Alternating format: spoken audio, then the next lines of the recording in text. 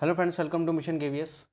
आज रीट से रिलेटेड एक बहुत इंपॉर्टेंट टॉपिक होने वाला है जो पुरानी प्रिपरेशन के टाइम पे नहीं हो पाया था, स्किप हो गया था और बहुत ज़्यादा इंपॉर्टेंट टॉपिक है सहकारी समितियाँ, कोऑपरेटिव सोसाइटी। बहुत ज़्यादा इंपॉर्टेंट टॉपिक रहेगा क्योंकि इसमें बहुत सारे फैक्ट्स, बहुत सारे एमसीक्यूज, बहुत सारे क्वेश्चंस देखने को मिल सकते हैं। सहकारी समितियों का थोड़ा सा इतिहास, हिस्ट्री हम इंडिया के कंटेक्स्ट में पढ़ेंगे, उसके बाद सीधा हम राजस्थान के कंटेक्स्ट में पढ़ेंगे बिकॉज ये टॉपिक रीट के सिलेबस में दिया हुआ टॉपिक है। तो गिवन टॉपिक है, मीन्स क्वेश्चन कैन कम। सो इसके हिसाब से हम लोग इस सहकारी समिति को पढ़ने वाले हैं और इसके जितने भी मेजर मेजर पॉइंट्स हैं, मेजर मेजर चीज़ें हैं, उसको क्लियर कर लेंगे ताकि इसमें से हमारा एक भी मार्क्स ना कटे। ये वीडियो रहेगी हमारी दो पार्ट में। पार्ट वन में सारे जो सहकारी समिति के इंट्रोडक्शन से लेकर history in India and history in Rajasthan से लेकर नए अमेंडमेंट जो कॉन्स्टिट्यूशन में हुए हैं उससे लेकर सारी चीज़ें खत्म की जाएगी आज के पार्ट में। तो ये पार्ट बहुत इंपॉर्टेंट रहेगा। पार्ट सेकंड में किस किस तरह की सहकारी समितियाँ राजस्थान में वर्किंग है नाउअडेज और कितनी कितनी है, नंबर्स कैसे काम करती हैं, ये सारी चीज़ें हम पार्ट टू में कंप्लीट करेंगे और ये पूरी वीडियो को खत्म कर देंगे। कल इंग्लिश की वीडियो आई है तो उस पर आपका थोड़ा बहुत सपोर्ट देखने को मिला और आपकी चीज़ें और इच्छाएं जानने को मिली। अब धीरे धीरे ईवीएस और इंग्लिश देन साइंस सारी चीज़ें साथ के साथ चलेंगी और आपका कंटेंट रेडी होता रहेगा। इस पिक्चर को देखकर एक चीज़ समझ में आ रही है कि ये सारे एक साथ एक काम पे लगे हुए हैं, एक अचीवमेंट को, एक गोल को अचीव करने की कोशिश कर रहे हैं। लेकिन ये गोल को अचीव करने के लिए एक क्वालिटी इस पिक्चर की ये है कि ये सारे एक दूसरे का साथ दे रहे हैं, एक दूसरे से आइडिया शेयर कर रहे हैं, एक दूसरे से स्ट्रेंथ, क्षमता, शक्ति, कौशल शेयर कर रहे हैं और अपने इस तरह के गोल को अचीव कर रहे हैं। यही इससे ही मिलता जुलता कुछ सहकारी समितियां भी हैं जिसमें लोग अपने कुशलता, अपने धन के अनुसार जुड़ते हैं, आपस में कार्य करते हैं, बराबर की हिस्सेदारी रखते हैं और अपने जो गोल है, जो अपना गोल है उसको अचीव करते हैं। और ये एक ऑटोनोमस बॉडी होती है, मुक्त संस्था होती है जो आपस में काम करती है। एक राज्य सूची का विषय है, इसको मैं ब्रीफ में बता रहा हूँ, इसको डिटेल में पढ़ने वाले आगे हम। राज्य सूची का स्टेट लिस्ट का एक टॉपिक है, सब्जेक्ट है एक, और इस पर एक सेंट्रल गवर्नमेंट का खास कोई कब्जा है नहीं। तो ये लोग अपने हिसाब से काम करते हैं, कोऑपरेटिव बॉडी बनाते हैं, डेमोक्रेटिक इनका मेथड रहता है, डेमोक्रेटिक प्रिंसिपल पर चलते हैं, यानी लोकतांत्रिक सिद्धांत इनका काम करता है। यानी ये लोग सब आपस में एक दूसरे को बराबर की हिस्सेदारी देते हैं। ये क्यों ज़रूरी होती है सहकारी समितियाँ? अगर आप अकेले एक व्यक्ति अकेला कुछ करना चाहे, अपने जीवन में कुछ बदलाव करना चाहे तो नहीं कर पाता, तो उसको किसी ना किसी के साथ की टीम की ज़रूरत पड़ती है। एक किसान है, उसने लोन लिया है बैंक से बहुत ज़्यादा और कर्जे में डूबा हुआ है, लेकिन उसके पास ज़मीन है, तो लोग कोऑपरेटिव सोसाइटी बनाकर उसकी ज़मीन पर खेती करवाकर या उसकी ज़मीन पे इन्वेस्ट करके उसका लोन चुकाने में उसकी सहायता कर सकते हैं। लोगों को ज़मीन मिल जाएगी और उसको लोन के लिए पैसे मिल जाएंगे और इस तरीके से आपस में ये लोग सपोर्ट बनाकर अपना काम करते हैं और इसी तरीके से सहकारी समितियां काम करती हैं। इसकी क्या कैरेक्टरिस्टिक होते हैं, क्या विशेषता होती है, वो हम पढ़ने वाले। इससे हमें कोऑपरेशन देखने को मिलता है। यही सहकारी समिति का एक बहुत अच्छा एग्जाम्पल है जिसमें सब अपने हिसाब से अपनी क्षमता के अनुसार बराबर हिस्सेदारी को रखते हुए कार्य कर रहे हैं। ओके, सहकारी समितियाँ, इसकी एक डेफिनेशन पढ़ लेते हैं। वैसे डेफिनेशन पे से खास क्वेश्चन आते नहीं है, बट फिर भी we should understand the importance of definition, क्योंकि एक बेसिक आइडिया क्लियर हो जाता है, उसके बाद ही हम लोग आगे बढ़ते हैं। कोऑपरेटिव सोसाइटी और इसकी definition: a cooperative is an autonomous association of a persons united voluntary to meet their common economic, social and cultural need and aspirations through a jointly owned enterprise। इसको अगर हिंदी में पढ़े तो एक सहकारी संयुक्त स्वामित्व वाले उद्यम के माध्यम से आम आदमी अपनी आम आर्थिक, सामाजिक और सांस्कृतिक जरूरतों और आकांक्षाओं को पूरा करने के लिए स्वेच्छा से एकजुट व्यक्तियों का एक स्वायत्त संघ है। बिल्कुल नॉर्मल हिंदी में बताऊं तो कुछ लोग आपस में मिलते हैं, एक संघ बनाते हैं, एक समूह बनाते हैं, किस चीज़ के लिए? अपनी आर्थिक, सामाजिक और सांस्कृतिक ज़रूरतों को, economic, social and cultural needs को फुलफिल करने के लिए, उसको जस्टिफाई करने के लिए जॉइंटली ओन्ड होते हैं, एक साथ जुड़ जाते हैं और अपने लक्ष्य को प्राप्त करते हैं। यही एक तरीके से सहकारी समितियाँ होती है। ये गरीब लोगों के लिए बहुत अच्छा संघ है जिसमें गरीब लोगों की मदद की जाती है, गरीब लोग इसमें आगे आते हैं, लोगों का संघ बना होता है। और इसमें इसकी एक खास बात यह है कि इसकी एंट्री और एग्जिट बिल्कुल फ्री है। आप घुसो, आप इसकी एंट्री लो, आप बिल्कुल फ्री हो, free to enter, free to go. ठीक है, अंदर आने के लिए भी आप फ्री हो और जाने के लिए भी फ्री हो। लेकिन आजकल राजस्थान में थोड़ा अमेंडमेंट हुआ है और इसमें कुछ एजुकेशनल चेंज भी हो गया है। कई कई तरह की कोऑपरेटिव सोसाइटी के लिए एजुकेशनल क्वालिफिकेशन भी मैंडेटरी की गई है। उसको हम आगे डिस्कस करने वाले हैं, लेकिन उसको इस वीडियो में नहीं, पार्ट टू में डिस्कस करेंगे। ठीक है, ये छोटी सी डेफिनेशन थी, इसको अपने ध्यान में रखना, ठीक है। ऑब्जेक्टिव कोऑपरेटिव मूवमेंट, सहकारिता आंदोलन का ध्येय।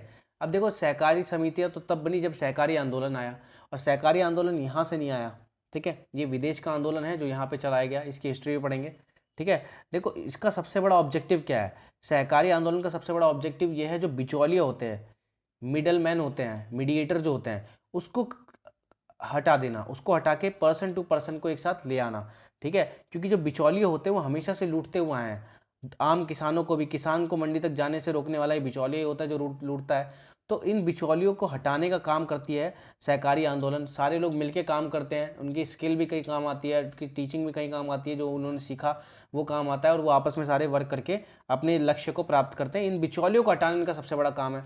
इसके साथ साथ लोगों को आर्थिक और सामाजिक रूप से समृद्ध बनाना भी इसका एक काम है, ठीक है। तो इस तरीके से ये दो तीन ऑब्जेक्टिव है जो ये फुलफिल करते हैं, ठीक है। सबसे बड़ा ऑब्जेक्टिव है जो मिडिल मैन होता है, मीडिएटर होता है, इसको रिमूव करना, ठीक है।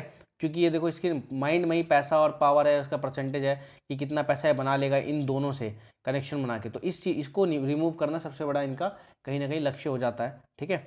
सहकारी समितियों की विशेषता, characteristic of cooperative societies. Cooperative society की क्या क्या कैरेक्टरिस्टिक होते हैं ये देखना बहुत ज़रूरी है, ठीक है। ये अपनी सहायता स्वयं और परस्पर सहायता के सिद्धांत पर कार्य करती है। इन इंग्लिश वी से it works on the principle of self help and mutual help. खुद और आपस में एक दूसरे म्यूचुअली अंडरस्टैंड करके एक दूसरे की हेल्प करना इनका एक कैरेक्टरिस्टिक है, इसकी एक विशेषता है। किसी फालतू लोगों की मदद नहीं करना, अपना एक संघ बनाना, 10-15 लोगों का संघ बनाना। आजकल 15 लोगों का संघ बनता है, पहले की बुकों में 10 लोग लिखे हुए हैं, बेसिकली 10 लोग चाहिए होते हैं बनाने के लिए, बट अब वो 15 हो चुके हैं, ठीक है। तो 15 लोग लगते हैं कहीं ना कहीं संघ बनाने के लिए। तो वो संघ आपस में मिलकर एक दूसरे की परस्पर सहायता करते हुए आगे बढ़ते हैं। चींटियों का समूह देखा है आपने, कैसे एक दूसरे को आगे बढ़ाती हैं, लाइन से चलती हैं, एक दूसरे को आगे बढ़ाती है। वैसे ही कहीं ना कहीं सहकारी समितियां होती हैं। स्वैच्छिक और खुली सदस्यता, वॉयलेटरी एंड ओपन मेंबरशिप। मतलब वॉयलेटरी इन द सेंस आपके लिए खुली, ओपन डोर है, दरवाजे खुले हुए हैं, free to come free to go, आइए ज्वाइन कीजिए, नहीं अच्छा लग रहा जाइए, ठीक है। तो ये कहीं ना कहीं इसका थोड़ा ड्रॉबैक भी हो जाता है कि कोई भी आके मेंबरशिप ले लेता है फिर छोड़ देता है, तो ये कहीं ना कहीं समस्या भी है। बट ये कहीं ना कहीं एक बहुत अच्छी चीज़ भी है कि हर किसी को मौका मिल रहा है, ओके। इस समिति में सदस्य अपने अपने संसाधनों को एकजुट करके उनके अधिकतम उपयोग से लाभ प्राप्त करते हैं, जिसे वे आपस में बांट लेते हैं। जितना भी in this committee the members unite their respective resource and get benefit from the maximum use which they share amongst themselves. जो आप आपस में बांट लेते हैं, सिंपल है, लोग आपस में एकजुट हुए हैं तो बराबर बराबर हिस्सेदारी के साथ चीज़ों को शेयर करते हैं। फॉर एग्जांपल किसी के पास पैसा नहीं है तो वो ज़मीन शेयर कर देता है अपनी, कि भाई चलो इस पर एग्रीकल्चर कर देना, जो भी बेनिफिट होगा वो हम आपस में बांट के खाएंगे। तो होता है कि मिल बांट के खाने वाले system they use to run, okay. सहकारी समितियों का पंजीकरण कराना अनिवार्य है। Registration of cooperative society is mandatory, बिल्कुल मैंडेटरी। ऐसे नहीं कि आज मेरा मन किया मैंने 15 दोस्त इकट्ठे किए और मैंने एक कोऑपरेटिव सोसाइटी बना दी, no, registration should be there, okay. इसके अलावा इसको ऑडिट करना, ठीक है, ऑडिट करवाना जरूरी होता है। ऑडिट करवाने इसके पेपर वगैरह सब कुछ अच्छे होने चाहिए, परफेक्ट होने चाहिए, कोई धांधलेबाजी नहीं होनी चाहिए, कितना पैसा कैसे लग रहा है, कैसे खर्च हो रहा है, इन सब का रिकॉर्ड होना चाहिए। तो ऑडिट करवाना बहुत ज़रूरी होता है। अंक्षेपण करके जो कहते हैं इसको हिंदी में, वो कराना बहुत ज़रूरी होता है। सहकारी समितियों का प्रबंधन और नियंत्रण सभी सदस्यों द्वारा मिलकर किया जाता है। ऐसा नहीं कि अभी किसी को हेड बना दिया उसी की चलेगी, नहीं। All are equal, all hands are equal, all two hands will work together, सारे एक साथ काम करेंगे, ठीक है। विल सपोर्ट टुगेदर, सारे एक साथ सपोर्ट करेंगे, और कोऑपरेटिव सोसाइटी पे कंट्रोल भी सारे एक साथ करेंगे। All people will control together, okay. और सबसे बड़ा जो मेजर इसका कैरेक्टरिस्टिक है वो ये है कि लोकतांत्रिक पद्धति पर आधारित होता है, based on democratic method. Democratic method का मतलब ये है कि हर व्यक्ति की सुनी जाती है। Each person have one vote for any conclusion, for any decision, ठीक है। एनी कंक्लूजन, एनी डिसीजन, हर चीज़ के लिए एक हर व्यक्ति के पास एक मत मौजूद है। तो यानी ये लोकतांत्रिक पद्धति पर आधारित है, ये based on democratic method, okay. इसका स्लोगन या नारा जो है वो है एक सबके लिए सब एक के लिए, one for all for one. This is very important thing, one for all for one, this is the slogan. इनका जो नारा है, मोटो है, वो यही है, ठीक है। इनका जो फ्लैग है वो सतरंगी रंग का होता है, ठीक है, सतरंगी रेनबो कलर का होता है। दिखाई कैसा देता है, कुछ इस तरीके से दिखाई देता है, इसमें इंद्रधनुष के जो 7 रंग हैं वही इनके फ्लैग के रंग है, ध्यान रख लेना। जो भी 7 कलर है वही इनके फ्लैग के कलर है। तो ये बहुत इंपॉर्टेंट चीज़ है, इसका आप स्क्रीनशॉट भी ले सकते हो, otherwise PDF I will provide. History of cooperative society. अब कोऑपरेटिव सोसाइटी की देन, कोऑपरेटिव सोसाइटी है वो इंडिया नहीं विदेश की देन है, ठीक है। अब किसने इसको शुरू किया, कैसे शुरू किया, इस पिक्चर को देखिए, ये वो महाशय थे जिन्होंने कोऑपरेटिव सोसाइटी को स्टार्ट करवाया। सोशल रिफॉर्मर भी थे अपने वहाँ के, बट इनका मेन जो काम था वो कोऑपरेटिव सोसाइटी, समाज में उत्थान के लिए इन्होंने कोऑपरेटिव सोसाइटी स्टार्ट की। अभी कहाँ स्टार्ट की देखिए, ठीक है। तो इनका नाम है रॉबर्ट ओवन और इन्होंने इंग्लैंड में 1844 में कोऑपरेटिव सोसाइटी को स्टार्ट करवाया। कोऑपरेटिव सोसाइटी को वर्ल्ड से इंट्रोड्यूस करवाया पहली बार किसने, रॉबर्ट ओवन ने। कब, 1844 में। History in India. अब इंडिया में हिस्ट्री देख लो इसकी। और इंडिया में भी राजस्थान एक ऐसा राज्य है जिसने सहकारिता को लेकर बहुत पहले से ही काम किया है, काफ़ी पहले से। भारत में दुर्भिक्ष आयोग 1901 की सिफारिश पर 25 मार्च 1904 को सहकारी साख समिति कानून, कोऑपरेटिव क्रेडिट सोसाइटी एक्ट पारित किया गया। किसकी सजेशन से, दुर्भिक्ष आयोग, ठीक है। जो दुर्भिक्ष कमेटी बनी थी उसने 1901 यानी 1901 में एक सजेशन दिया कोऑपरेटिव सोसाइटी को लेकर, और उसी के अकॉर्डिंग 25 मार्च 1904 में एक फॉर्मेशन हुई कोऑपरेटिव क्रेडिट सोसाइटी की, ओके। भारत में सहकारिता राज्य सूची का विषय है, स्टेट लिस्ट का विषय है। ये चेंजेस हुए हैं, पहले कहीं ना कहीं सेंटर के कंट्रोल में था, बट स्टेट के कंट्रोल में आया अमेंडमेंट के बाद, काफ़ी सारी चीज़ें हुई हैं, ठीक है।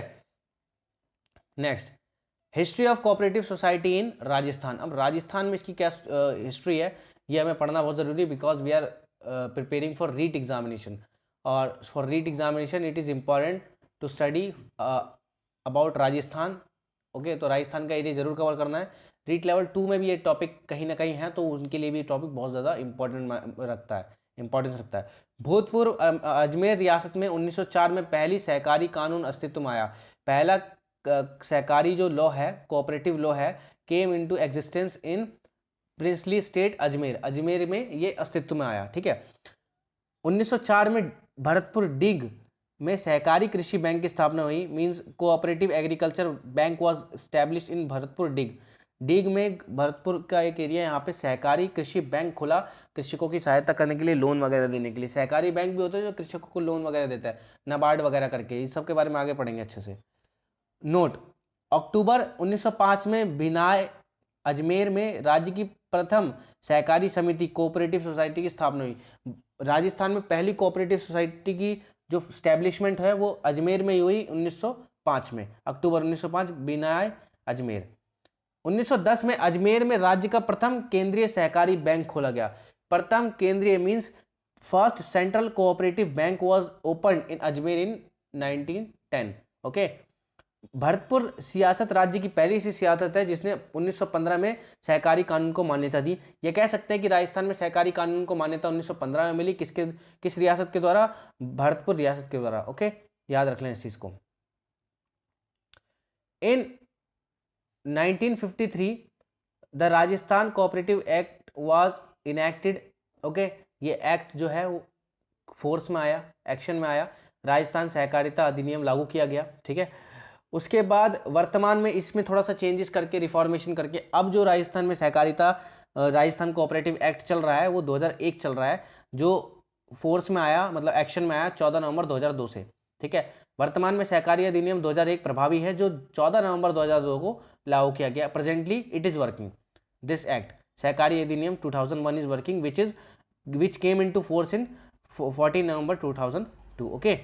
इसके अलावा 97th कॉन्स्टिट्यूशनल अमेंडमेंट भी हुआ था, जो ऑल ओवर इंडिया सहकारी समिति के, कोऑपरेटिव सोसाइटी के इंपॉर्टेंस को क्लियर करने के लिए एक अमेंडमेंट था। इसमें काफ़ी सारी चीज़ों से उसकी पावर में अपलिफ्टमेंट भी हुआ, काफ़ी सारी चीज़ों उसमें चेंज भी हुई। देखिए, संविधान का जो 97th अमेंडमेंट हुआ वो 2011 में हुआ।